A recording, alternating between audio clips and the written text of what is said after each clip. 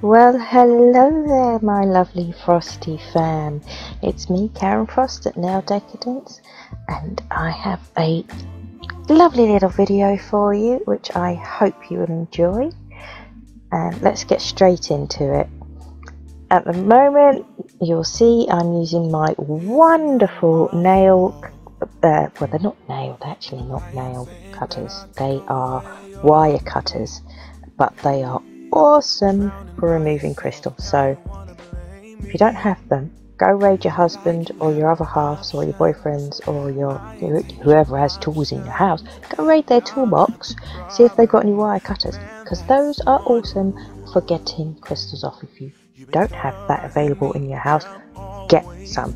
eBay, AliExpress, Amazon, wherever, hardware store. They are cheap as chips, like £4 or something, but they are brilliant at getting crystals off. Anyway, so in this video I'm just doing a redesign with the gel polish, so I'm not really doing a full infill per se.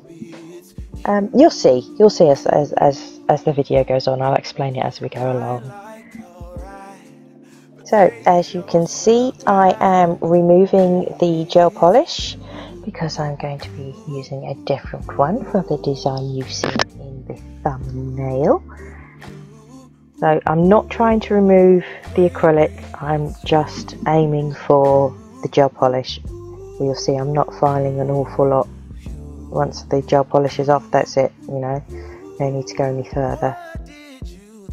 They're not really outgrown, so they don't need rebalancing or anything. Not at this point, they don't.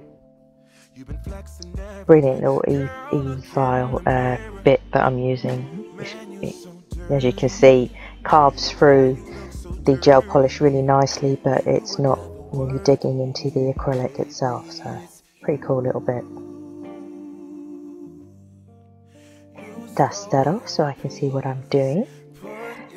Then we go in with pushing the cuticles back, and obviously I'm using cuticle pusher to do so. So we want to reveal as much of that nail plate as we can, but be gentle. This is sped up, so it looks like I'm hacking, but I'm really not. I'm scraping some of the cuticle off with this tool, but also pushing the cuticle, well, the proximal nail fold back a little bit. Not too much, of course. Just be gentle.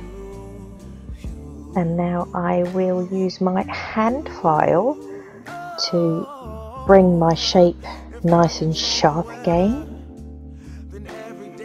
As nails grow, they do lose their shape a bit, so even though they weren't that outgrown, it was still a good idea to sharpen up the edges still, and the free edge sidewalls, just get my shape nice and crisp.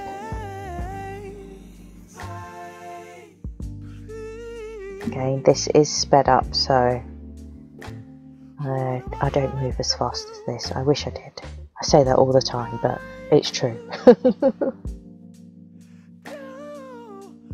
So now that I have done the sidewalls and the free edge, I will go around the cuticle area and remove any bits that are lifted and make sure there's no lip or step. Not that I ever really have a lip or a step, but you know what I mean. Just making sure it's all nice and flush and neat.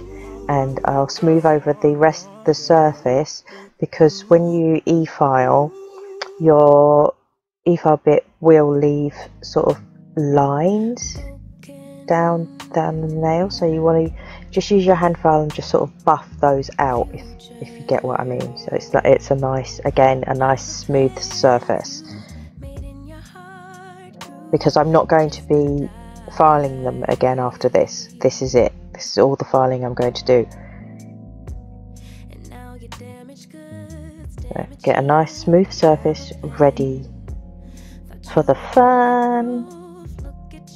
Well, actually, I'll be putting a little bit of rubber base coat on, but yeah, when we get to that bit, I'll explain it. So, how is everybody doing? I hope you're all okay. I hope you're all safe.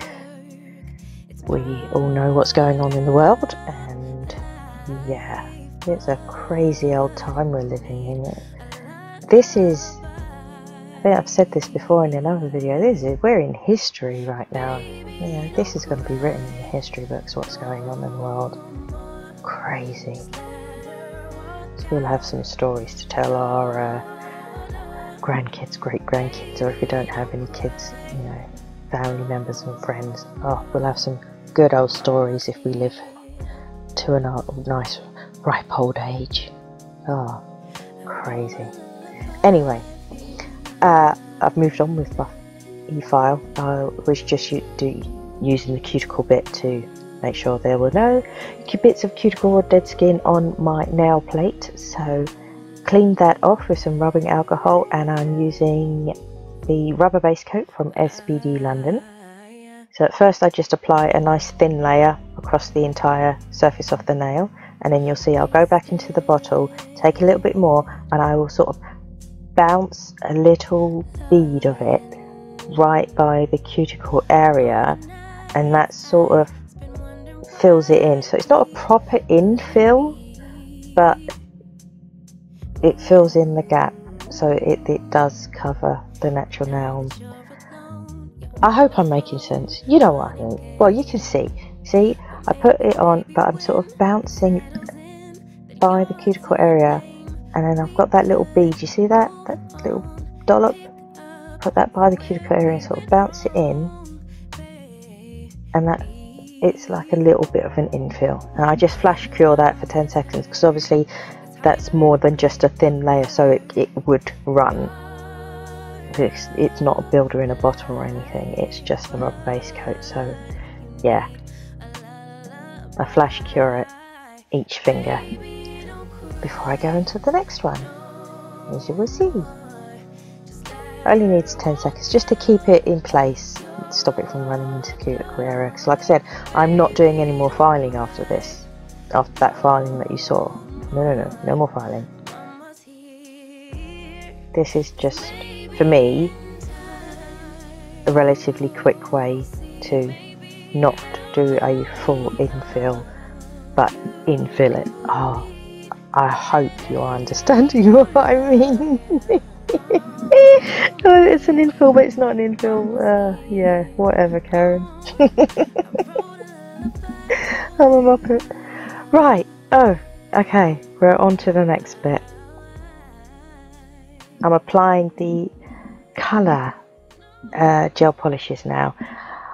These gel polishes are not a brand I would recommend, so I will not say what they are.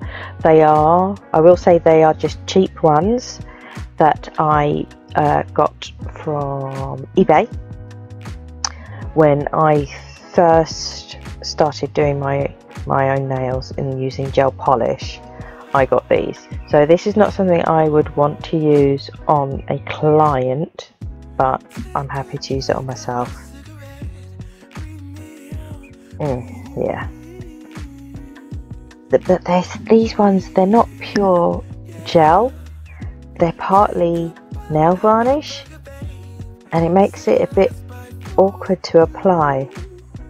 I probably should have put a coloured, similar colour gel polish underneath it, and I think that would have given it a bit more oomph, a bit more depth of colour, because as you can see it's very see-through at the moment. And yeah, so when I cure that layer for 30 seconds, and then I'll go in with the second layer, and even after the second layer, the coverage, it's still not great.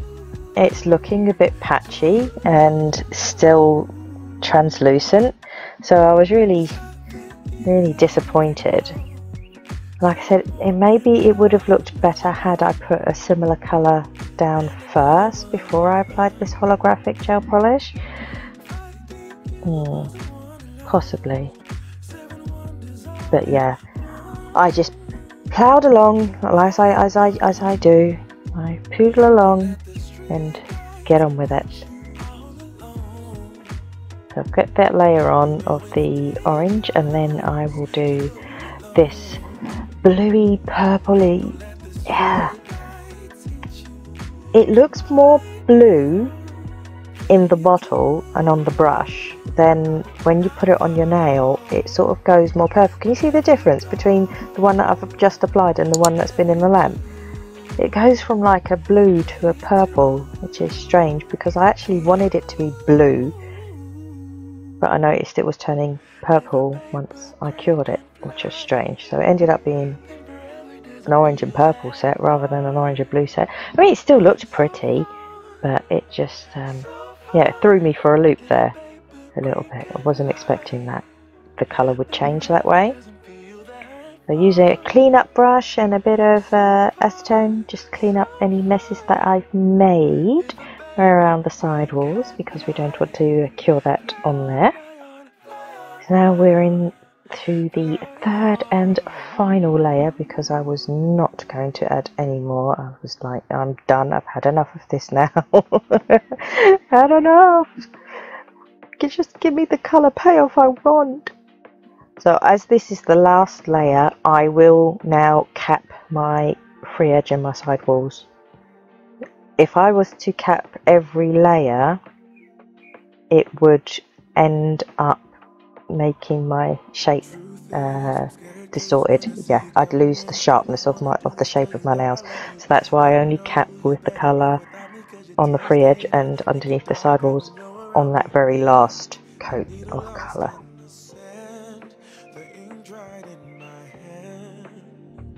That last layer of the bluey purple. You can see it, it's going on more blue, but what's previously been put down is purple. That's so annoying. And that's why you don't use cheap rubbish crap, because it will frustrate you. Because this by this point I was, and it was still looking patchy, I was losing my rag. Like, oh my gosh, this is not looking good, I'm not happy. And I was contemplating scrapping it and starting again, and then I thought, no, let's just push on and see if we can salvage. So I did. Oh look, now it's time to top it off and keep it turned. Oh yeah. So I'm going to use the SBD London Tempering Top Coat, which I will say is a very, very nice top coat. It stays shiny. You can see it on my other hand. I used it on that green and purpley set. It's still very, very shiny, as you can see. Very good top coat. Very nice. I do like it a lot. So yes. And you can see as the top coat goes on how the Holo magic comes alive on it. So pretty. Who doesn't like Holo? I mean, really. It's just so wonderful. How can you not like it? It's, yeah. Love the Holo. It's that whenever you see those, if you could only have one nail polish colour on your nails for the rest of your life, what would it be? Mine would be Holo. Just give me all the Holo. All the Holo and I'm happy. So, oh yes, okay, top coat is finished. Curing, applying and curing. So now it's time for the pretty part. Well, the nails are pretty, but they're plain.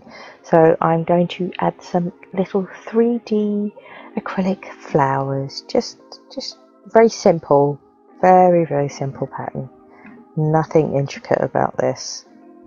So if you're hesitant about doing 3D, try something like this. It's a bit less complicated. Just three little petals, really cute and effective. So I double dipped these beads. So I got, because I had planned to do this, I had a blue acrylic and a white acrylic set out, anticipating doing the 3D flowers. So I just went with it. I didn't bother getting out a purple one instead. because I thought the blue would still look nice on top of the purple, and it did. It actually did. Well, I think it did. I don't know if you all think it did, but I quite like it. The blue on top of the purple looks really nice. So I dip my bead first into the white and then into the blue, so less blue than white on my brush. And, you know, put your little blob on and push and pat out into a sort of little crescent semicircle type petal. And like I said, I'm only doing 3 petals on each flower, and I will do a centre bit, which is also quite simple to do. When I get to that part, obviously I'll let you know. I'll talk you through it. So on the last little flower that I'm going to do, so again double dipping my beads, leaving it for a few seconds before I pat and push it into place. And double dip, there we go, place it, wet my brush, double dip, place it, wet my brush, and then I can go into pushing that acrylic bead to where I wanted to go. That one was starting to slide into the other one, so I sort of shifted it. See, moving that last one over so that it doesn't run into the previous bead. I still get a bit of definition there.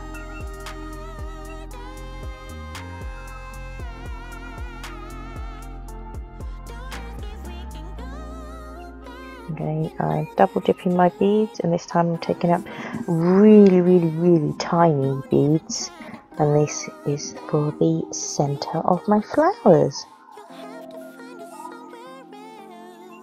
Last one, there we go. So I make sure my brush is in a point, and then I literally just poke in the middle of that little bead of acrylic and wiggle my brush in a circular motion to just get an opening there, because I'm going to put some little gems in the middle. I wanted to give them something to sit into, so the acrylic will sort of hug the little crystals that I'm going to use. But before I do that, I'm going to do these, just random little petals falling. Yeah, I just felt like it needed a little bit more, so that's why I decided to add them. And I've instead of double dipping, I've added them solid colour wise, so some little blue ones and some little white ones. I know, sometimes you look at a design and think that needs more, and sometimes you think, oh, I've done too much. It's so easy to go overboard and do too much. I do that quite often. I didn't do too much on this one though. So teeny tiny beads. I mean, the size of these beads, I mean, if you think about it and you look at your nails, imagine those, how tiny those beads are for me to fit that much on the nail. They are super tiny. So that's the thing with videos, things look much bigger than they actually are, because, you know, you're zoomed in, you don't realise how tiny the space of a nail really is. So I look at the video and I'm like, it doesn't look, you know, doesn't look like they're going to be that small, but I remember doing them and they were such tiny, teeny weeny little beads of acrylic. Don't know how people draw such like portraits on nails and stuff. That is amazing skill. Oh, I didn't like that bead, so I'm just using my clean-up brush to just take it off the nail before it hardens and put another one on. Yeah, as I was saying, people do portraits and stuff on nails, and I mean, amazing skill and talent to be able to do that. You know, I can barely draw a stick man. I couldn't imagine trying to do a portrait on a nail. That's crazy. Insanely talented to do that. Okay, so that bit's finished. So now I shall use my diamond gel pen from SPD London. And because it's got that wonderful nib, I can be very accurate as to where I put my diamond gel to hold these little crystals in place. And these are tiny, teeny little ones, and they just fit so nice and snugly in those little gaps that I made with my brush. And just adding a little bit more diamond gel right into where those falling petals are, and put some other tiny AB crystals in the middle of those, and it just sits really nicely in them. Cure that for 60 seconds in my LED sun UV lamp, and there we go, we're finished. Hallelujah. It was a bit of a long one, but we got there eventually. So a bit of good old cuticle oil to replenish my very dry fingers. There we go, we're done. So there is some photos at the end of the video coming up very shortly, so thank you ever so much for watching. Please hit that like button if you've enjoyed this video, click on subscribe, leave me a comment if you feel like it, and yeah, that's all I've got for you. So take care, my darling peeps, and I will speak to you again soon. Bye for now.